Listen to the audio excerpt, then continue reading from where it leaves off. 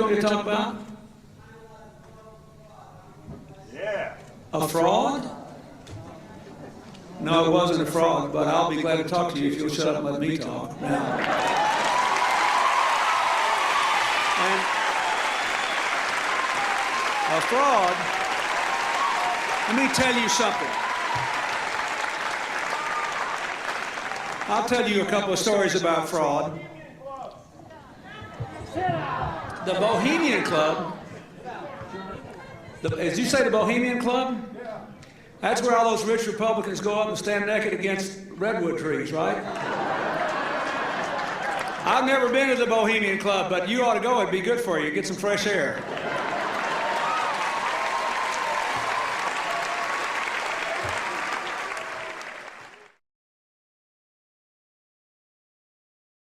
We ran into David Gergen, the Karl Rove of 4 presidential administrations.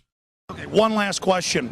I read a Washington Times article many years ago where you had a comment about the organization, and then now it's been in the Wall Street Journal, it's been in a lot of different newspapers, and that's the Bohemian Grove. And back in, what was it, 1996, when you joined as a Clinton advisor, the Republicans were criticizing you, oh, what about Bohemian Grove? And then you countered them by saying, hey, I don't run around in the woods naked. What did that mean? Here is the before-mentioned Washington Times article where he said, I didn't run around naked like they do. I don't know what quote you're referring to. I'm not aware of any quote like that. Listen, I am a happy member of the Bohemian Grove. I like the folks who come there, and it's really inappropriate for me to talk about the group beyond that. Thank you. Have you been there for the ceremony with the cremation of care? Frankly, I don't think that's something I need to talk to you about. Really? That's right. Well, I'm Alex Jones, and I snuck in there in 2000. I'm the guy that blew it wide open and got the video. It's been on national TV. Well, I disrespect you for that. You do? I do. But it's a lot of big public officials going in there. Don't we deserve to know? I don't know anything about you, and I don't know anything about your film. But if you go in there with an understanding, you violated that understanding by releasing that film, and I don't respect you for that. Really?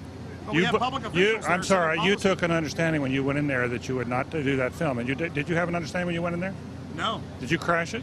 Yes. Yeah, and it has no trespassing signs there too, doesn't it? No, they put them up after. Oh, I'm sorry. Just walked in. I'm sorry, sir. I've been there before. I know what the circumstances are, and I'm sorry you violated the understandings. That was not a gentlemanly thing to do. But what about the ritual? Is the ritual genuinely?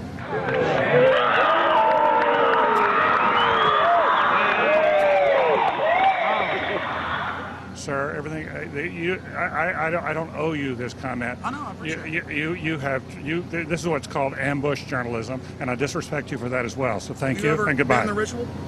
That's none of your damn business. Oh. That's right. Listen.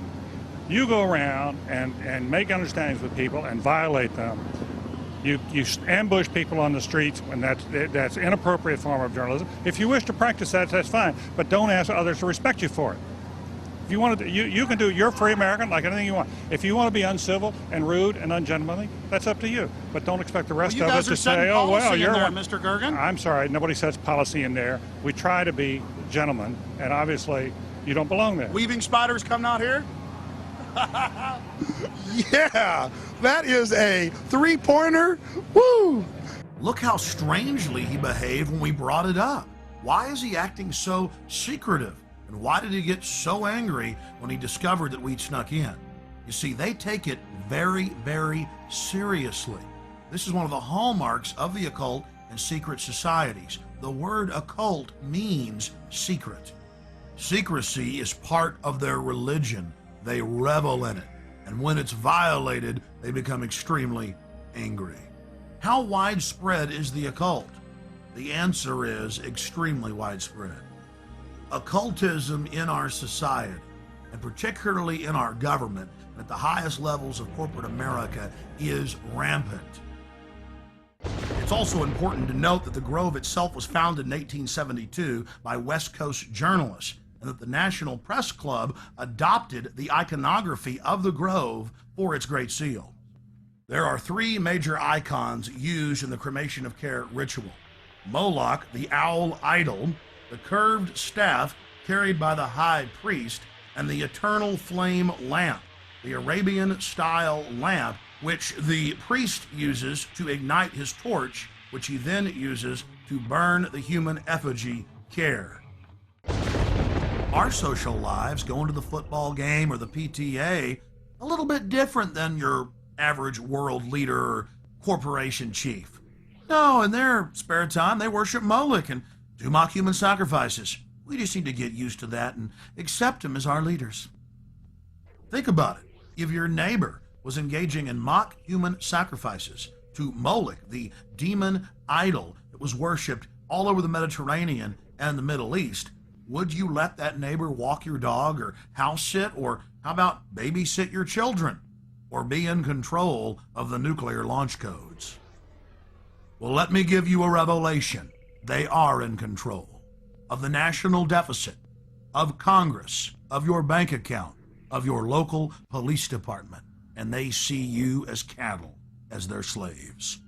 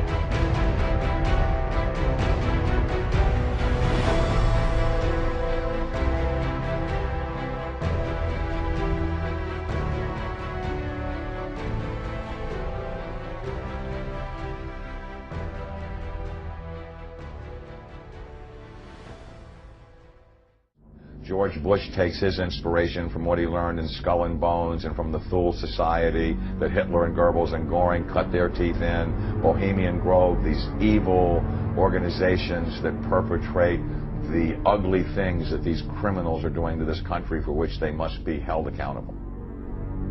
They are the most violent, dirtiest people on the face of the earth.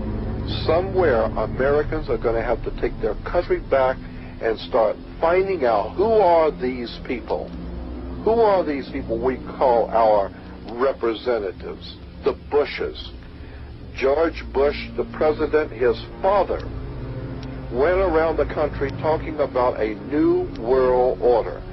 The people who are running this country from behind the scenes do not care a thing about Americans or bloodshed anywhere.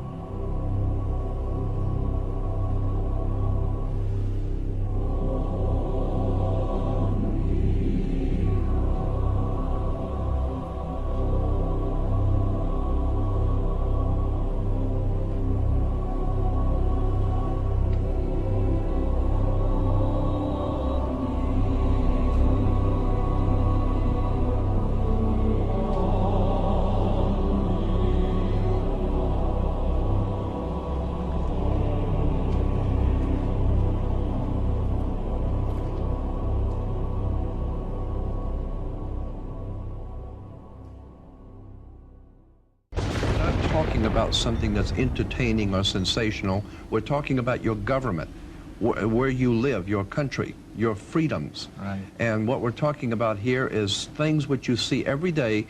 Like someone said a long time ago, many will look with their eyes but not see, and listen with their ears but not hear. And that's us. That is this country. We have been looking at things all along and never realizing the significance of the occult emblems that we're seeing today.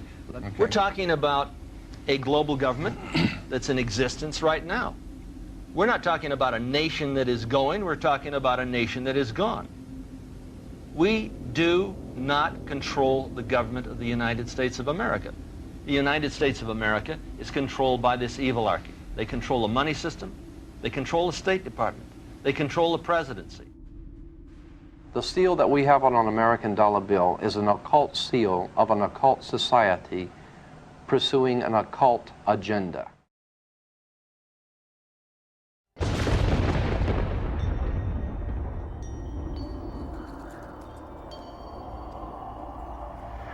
I mean, we could do anything we want. We just got to believe in it. And our beliefs and the way we carry ourselves and the way we act is the most important thing in this world. And we shouldn't be afraid to be who we are because based on intimidation and fear. This government uses fear and depression as their major tools of oppression. And we have to understand we can't be scared. We can't be depressed. We have to think positively. We have to do good things. And it's not about me. It's not about individuals. It's about all of us standing up for what's right. And when we all stand up, that's going to be the significant amount of change that we're going to see in this world. That's going to be the time where we're going to take this country back for what it's supposed to be, truth, liberty, and love. And that's the main principles behind We Are Change. Standing up there as individuals, empowering ourselves, and motivating more people to stand up with themselves. You know, and again, don't ever be afraid to be who you are. Don't ever be afraid to speak what you know. Just get out there, believe in yourself, and you have a short life to live. Make sure you live a good one.